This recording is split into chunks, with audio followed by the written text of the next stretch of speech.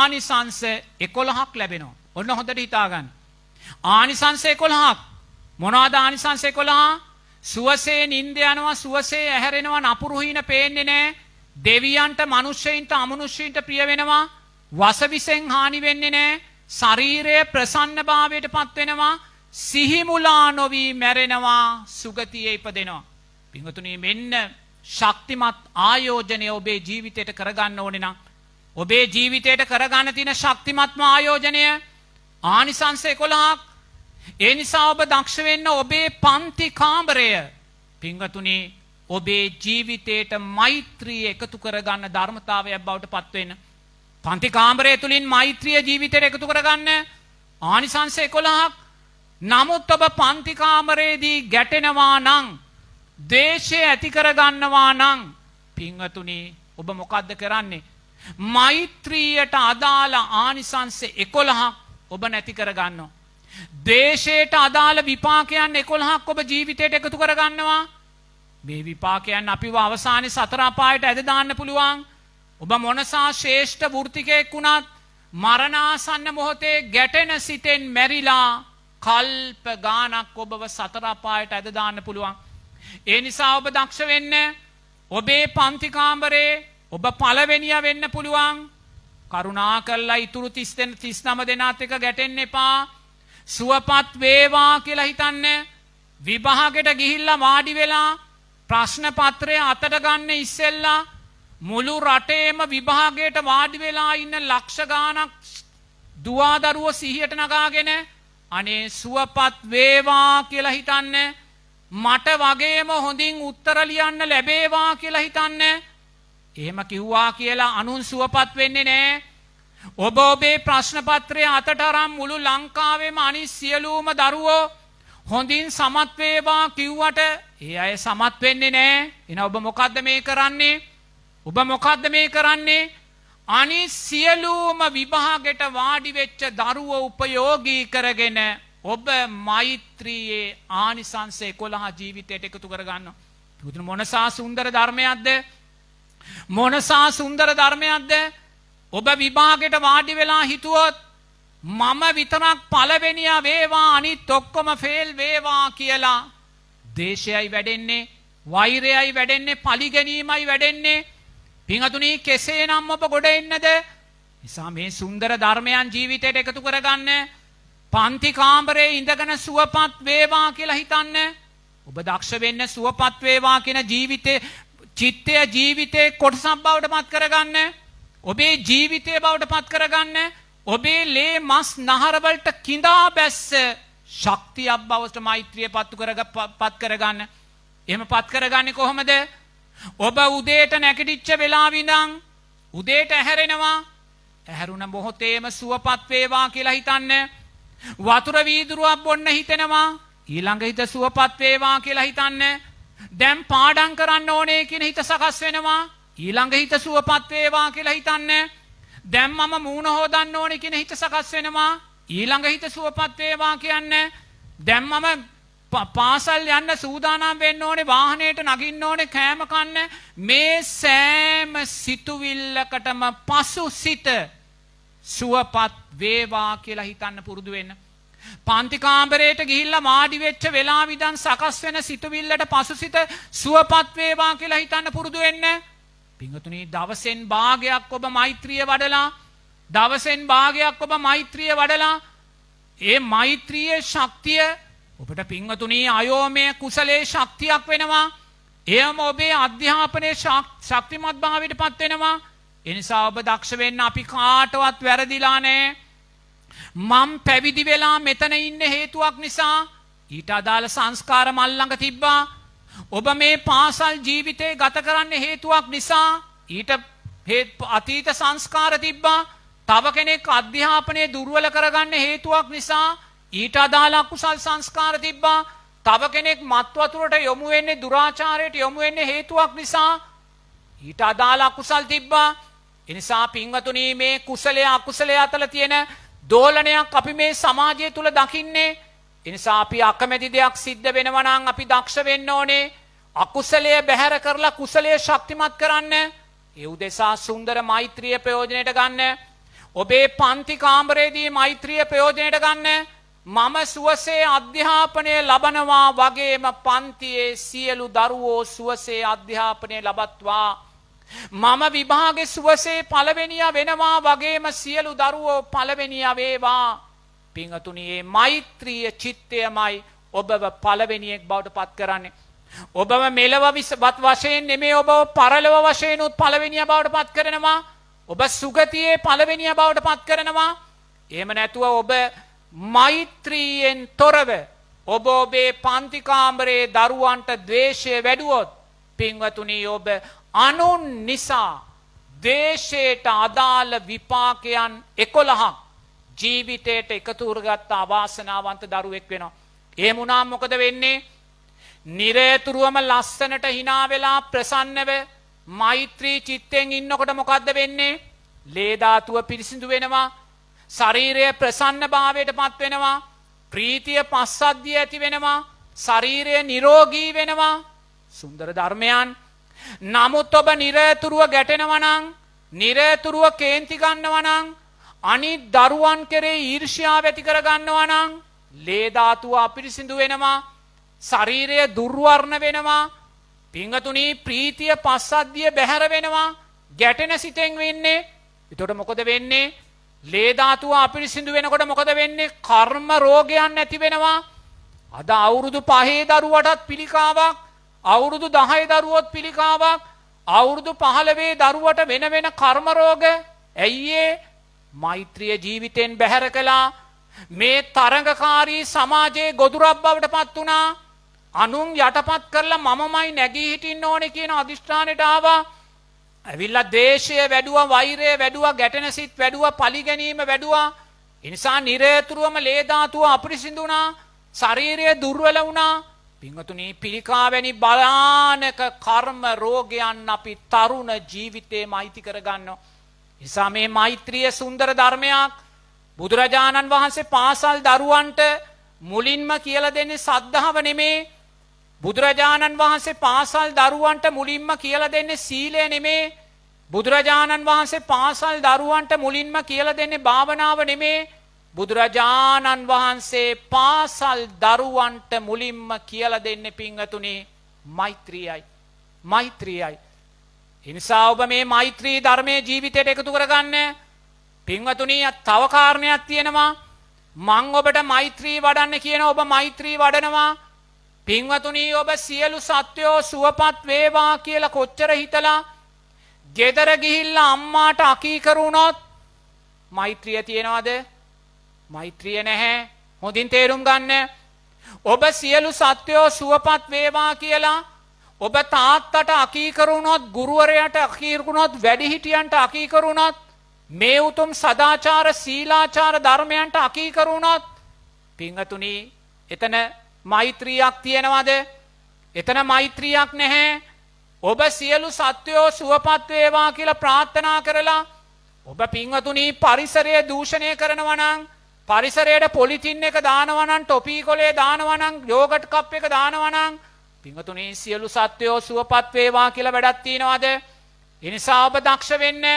ගෙදර ඉන්න අම්මා තාත්තා සතුටින් තියෙන මොහොතක් පාසා ඔබ සියලු සත්වයෝ සුවපත් වේවා කියලා හිතුවා වෙනවා. ඔබේ පන්ති කාමරේ ගුරුවරයාට කීකරු වෙන මොහොතක් පාසා, ඔබේ වැඩිහිටියන්ට කීකරු වෙන මොහොතක් පාසා පින්වතුනි ඔබ සියලු සත්වයන්ට සුවපත් වේවා කියපු දරුවෙක් වෙනවා. ඒ වගේමයි ඔබ මේ පරිසරය අපිරිසිදු කරන්නේ නැතුව මේ පරිසරය පිරිසිදුව කරගන්න මොහොතක් පාසා පින්වතුනි ඔබ සියලු සත්වයෝ සුවපත් වේවා කිව්වා වෙනවා. ඇයි ඒ? මේ පරිසරයේ ඉන්නේ කවුද? හොඳට හිතන්න. දැන් මෙතන ඉන්නේ ඔබ විතරයි. නමුත් පින්වතුනි මෙතන බුම්මාටු දෙවිවරු, රුක් දෙවිවරු කී දහහක් ඇද්ද? പ്രേත ලෝකේ අමනුෂ්‍යෝ කී දහහක් ඇද්ද? ඒ නිසා ඔබ දකින්න ඔබේ ගෙදර තියෙන මල් ගහට අධිග්‍රහිත දෙවියෙක් ඉන්නවා. බුදුරජාණන් වහන්සේ කියනවා මහණෙනි, ගහේ මුලට අධිග්‍රහිත දෙවියෙක් ඉන්නවා. ගහේ පොත්තට අධිග්‍රහිත දෙවියෙක් ඉන්නවා.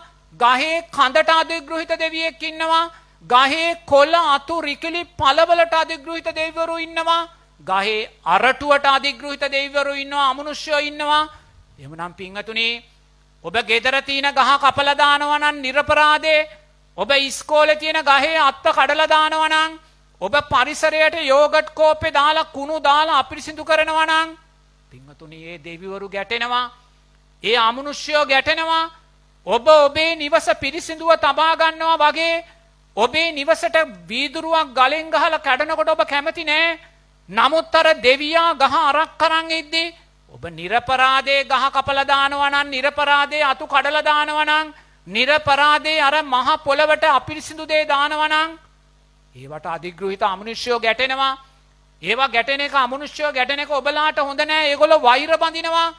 ඒ නිසා පින්වතුනි අපි සියලු සත්වයන්ට සුවපත් වේවා කිව්වා වෙන්නේ නැහැ. ඒ නිසා ඔබ පරිසරය පිරිසිදුව තියාගන්න මොහොතක් පාසා, ඒ වගේම පන්ති කාමරය පිරිසිදුව තියාගන්න මොහොතක් පාසා ඔබ සියලු සත්වයන්ට සුවපත් වේවා කියලා හිතුවා වෙනවා. මොකද ඔබේ පාසලට ඔබ යද්දී, ඔබේ පාසල අවුරුදු 50ක් පැරණි නම්, අවුරුදු 100ක් පැරණි නම් පින්වතුනි ඔය පාසලේ කොච්චර දෙනෙක් ඉන්නවද? ඔය පාසලේ අධ්‍යාපනය ඔබලාට උගන්නලා මියගිය ගුරු මහත්ම මහත්මීන් කොච්චර ඔය පාසල උපාදානය කරගෙන රුක් දෙවියෝ වෙලා ඔය පාසල් වල ඇද්ද? ඕවා උපාදානය කරගෙන අවුරුදු 50 60 උගන්නලා පින්වතුනි ඒවා උපාදානය කරගෙන කොච්චර අමනුෂ්‍යභාවයන්ට පත්වෙච්ච අය ඔය පාසල් වල ඇද්ද?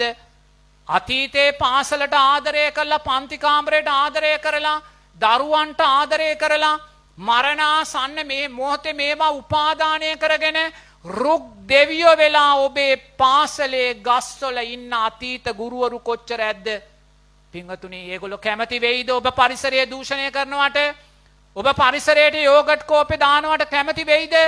ඔබ පරිසරයට කෙල ගහනවට කැමති වෙයිද? ඔබ ගහක නිර්පදාදේ අත්ත කඩනවට කැමති වෙයිද? ගහේ ලස්සනට තියෙන මල කඩලා බිමට දානවට කැමති වෙයිද? නෑ. ඔබ අමනුෂ්‍යයන්ට සුවපත් වේවා කිව්වා වෙන්නේ නැහැ. ඔබ පරිසරයේ දෙවියන්ට සුවපත් වේවා කිව්වේ නැහැ. ඒ නිසා පින්වතුනි ඔබ පරිසරය විනාශ නොකර ජීවත් වෙන තප්පරයක් පාසා, ඔබ පරිසරයට කුණු නොදා ජීවත් වෙන තප්පරයක් පාසා ඔබ සියලු සත්වයෝ සුවපත් වේවා කියපු දරුවෙක් වෙනවා. කොච්චර සුන්දර ධර්මයක්ද? කොච්චර සුන්දර ධර්මයක්ද? ඔබ ලස්සනට කීකරු භාවයෙන් පන්ති කාමරයේ අධ්‍යාපනය හදරලා ටීචර් සතුටු වෙනවා නම්, අනේ මේ පුතා හොඳ දරුවෙක්, මේ දුව හොඳ දරුවෙක් කියද්දී ආයිමත් අමුතුවෙන් සියලු සත්වයෝ සුවපත් වේවා කියන්න ඕනේ නැහැ. ඔබ සියලු සත්වයෝ සුවපත් වේවා කියලා කිව්වා වෙනවා. ඔබ මහ පාරේ යද්දී සංවරව ඇඳුමක් ඇඳලා, සීලාචාර විදියට ඇඳුම් ඇඳලා මේ සිංහල බෞද්ධ සංස්කෘතියට ගරු කරන, සදාචාරයට ගරු කරන, හැදියාවන්ට ගරු කරන දරුවෙක් හැටියට ඔබ පාරට බැස්සොත් කී දෙනෙක් ඔබව දැකලා සතුටු වෙනවද? කී දෙනෙක් ඔබලා දැකලා සතුටු වෙනවද? අනේ මේ දරුවා බොහොම සංවර දරුවෙක්, මේ දරුවා බොහොම සංවර ඇඳුමක් ඇඳන් ඉන්නේ, මේ දරුවාගේ හැසිරීම හරිම සංවරයි, මේ දරුවාගේ වචන භාවිතය හරිම සංවරයි, මේ දරුවා විනය ගරුකව මහපාරේ යනවා. පින්වතුනි එහෙම හිතුනොත් ඔබ ලෝකයාට සියලු සත්වයෝ සුවපත් වේවා කියන්නේ යන්න ඕනේ නැහැ. ඔබ ලෝකයාට සියලු සත්වයෝ සුවපත් වේවා කියන පණිවිඩේ දීලායි තියෙන්නේ. ඔබව දැකලා හැමෝම සතුටු වෙනවා. බුදුරජාණන් වහන්සේ අපිට අවවාද කරනවා, අපිට අනුශාසනා කරනවා. ආයිමත් අපිට සියලු ශ්‍රාවකයෝ හැටියට බුදුරජාණන් වහන්සේ අපිට කියන්නේ පැය 24 පුරා සියලු සත්වයෝ සුවපත් වේවා කියලා මෛත්‍රිය වඩමින් ඉන්න කියලා. බුදුරජාණන් වහන්සේ අපිට මොකද්ද කියන්නේ?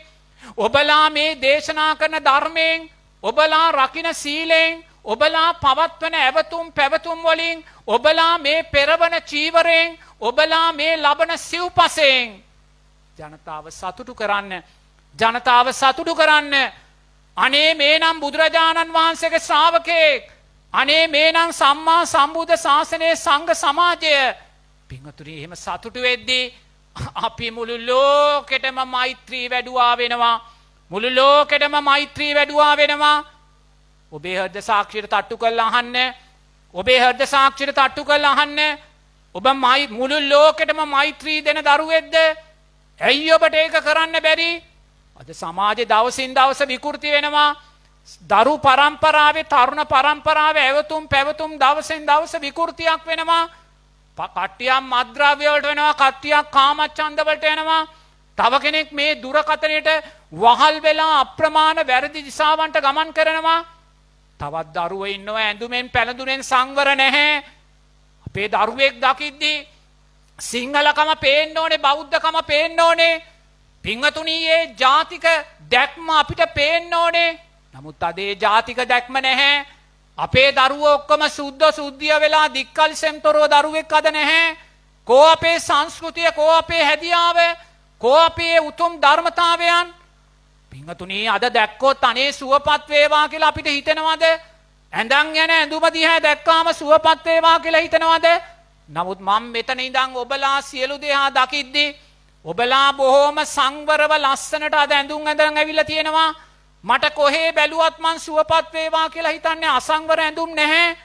නමුත් පින්වතුනි, අපි මේ තත්වයේ මෙතනින් එහාට ගියාට පස්සේ අරගෙන යනවද? අරගෙන යන්නේ නැහැ. ලෝකේ නිවැරදි කරන්න බෑ. ඔබ ලෝකේ නිවැරදි කරන්න යන්න එපා. අතීතේ බුදුරජාණන් වහන්සේලා ලක්ෂ ගාණක් පහළ වුණා. ලෝකේ නිවැරදි වුණේ නැහැ. අපේ ගෞතම බුදුරජාණන් වහන්සේ පහළ වෙලත් ලෝකේ නිවැරදි වුණේ නැහැ. අවම වශයෙන් බුදුරජාණන් වහන්සේට තමන්ගේ ගිහි ජීවිතේ මස්සිනා වෙච්ච දේවදත්වයක් නිවැරදි කරන්න බැරි වුණා. එනම් බුදුරජාණන් වහන්සේ පහළ වෙන්නේ ලෝකේ නිවැරදි කරන්න නෙමේ. මේ ලෝකේ නිවැරදි කරන්න කාටවත් බැහැ. ඇයි? ලෝකය කියන අර්ථය මොකද්ද? කැඩෙන, බිඳෙන, විසිරෙන අර්ථයයි. ලෝකය කියන්නේ කැඩෙන, බිඳෙන, විසිරෙන අර්ථයයි. මොනවද කැඩෙන්නේ, බිඳෙන්නේ, විසිරෙන්නේ? රූපය කැඩෙනවා, බිඳෙනවා, විසිරෙනවා. වේදනාව කැඩෙනවා, බිඳෙනවා, විසිරෙනවා. සංඥාව කැඩෙනවා, බිඳෙනවා, විසිරෙනවා. සංස්කාර කැඩෙනවා, බිඳෙනවා, විසිරෙනවා. විඥාණය කැඩෙනවා, බිඳෙනවා, විසිරෙනවා. අන්න ලෝකයේ අර්ථය. ලෝකයේ අර්ථය ලෝකේ නිවැරදි කරන්න බෑ. මේක කැඩෙන, බිඳෙන, විසිරෙන අර්ථයයි ලෝකය. නිසා ඔබ ලෝකේ නිවැරදි කරන්න යන්න එපා. ඔබ ලෝකේ නිවැරදි වෙනකම් බලා ඉන්නත් එපා. අදින් පස්සේ නැවත ලෝකේ නිවැරදි වෙන්නේ නැහැ. ලෝකේ නිර්මාණය වෙන ජනතාවගේ කුසලය අකුසලය මත අද වැඩෙන්නේ බුරබුරා අකුසලයයි. අද වැඩෙන්නේ බුරබුරා දුස්සීලභාවයයි. අදට වඩා හෙට ලෝකය හොඳ වෙන්නේ නැහැ. ඒ නිසා ඔබ දක්ෂ වෙන්න. නොහැදෙන ලෝකය උපයෝගී කරගෙන ඔබ හැදෙන්න. ඔබ හැදෙන්න. නොහැදෙන ලෝකය උපයෝගී කරගෙන මේ ලෝකයෙන් නිරෝධය වෙලා යන්න. නොහැදෙන ලෝකය උපයෝගී කරගෙන ඔබ කුසලයෙන් ශක්තිමත් වෙලා සුන්දර දේවත්වයකට යන්න. අන්න පින්වතුනි, ඔබට තියෙන තැන, ඔබට තියෙන තැන. ඒ නිසා ඔබ දක්ෂ වෙන්න දරුවන් හැටියට, පාසල් දරුවන්, වැඩිහිටි දරුවන් හැටියට ඔබව දකිද්දී සියලු සත්වයෝ සුවපත් වේවා කියන චිත්තය ලෝකෙට දෙන්න. ඔබේ ඇවතුම් පැවතුම් වලින්, ඔබේ කතාබහෙන්, ඔබේ හැසිරීමෙන්, ඔබ සීලාචාර සිංහල බෞද්ධ විදියට අඳින ඇඳුමෙන් පැළඳුමෙන්, පින්වතුනි, ඉරිදා දවසට අර ළමා සාරිය ඇඳලා, ළමා හැට්ටේ ඇඳලා අර දරුවෝ දහම් පාසල් යද්දී මොන සුන්දර දර්ශනයක්ද? මොන සුන්දර දර්ශනයක්ද? පින්වතුනි, අපිට මොකද්ද වෙලා තියෙන්නේ? සුන්දර දර්ශනයන් අද නැහැ. ඒ අපේ අකුසලය. ඒ නිසා ඔබට පුළුවන් මේ මොහොතේ ඉඳන් ලෝකයාටම සියලු සත්වයෝ සුවපත් වේවා කියන චිත්තය ඇති කරගන්න. ඔබව දැකලා සතුටු වෙනවා නම්, අනේ මේ යහපත් දරුවෙක්, මේ සංවර දරුවෙක්, එහෙම කියද්දී ඔබේ අම්මා තාත්තටත් පින් දෙනවා. අනේ මෙවැනි දරුවා හදපු අම්මා තාත්තාටත් සුවපත් වේවා කියලා කියන මිනිස්සු කොච්චර ඉන්නවද? කොච්චර ඉන්නවද? පින්වතුනි, එහෙනම් ඔබට ඒ තැන ගන්න පුළුවන්. මේ උතුම් සද්ධර්මයේ අවස්ථාව ඔබට තියෙනවා. ඒ නිසා ඔබ මෛත්‍රී වඩලා මුළු ලෝකෙම ඔබ අකමැතිභාවයට පත් වෙනවා නම්, මුළු ලෝකෙම ඔබ දේශය ඇති වෙන තැනට පත් වෙනවා නම්, මුළු ලෝකය ඔබට බයින තැනට, විවේචනය කරන තැනට පත් වෙනවා නම්, ඔබ දවසම මෛත්‍රී වැඩුවත් ඔබ මෛත්‍රී වඩලා නැහැ. ඒ නිසා ඔබ දක්ෂ වෙන්න. පාසල් ජීවිතේ ගත කරන දරුවෙක් ජීවිතේ කොටසක් බවට මෛත්‍රිය පත් කරගන්න. ඔබේ ලේ මස් ඇට නහරවල කිඳා බැස්ස දෙයක් බවට මෛත්‍රිය පත් කරගන්න. පන්තියේ පළවෙනියා දැක්කා සුවපත් වේවා කියලා තැනට එන්න. පන්තියේ අන්තිමයා දැක්කා සුවපත් වේවා කියන තැනට එන්න. පන්තියේ පළවෙනියාත් පන්තියේ අන්තිමයාත් උපයෝගී කරගෙන ඔබ ශ්‍රේෂ්ඨෙක් වෙන්න. ඔබ දක්ෂයෙක් වෙන්න. අනදක්ෂයෙක් වෙන තැන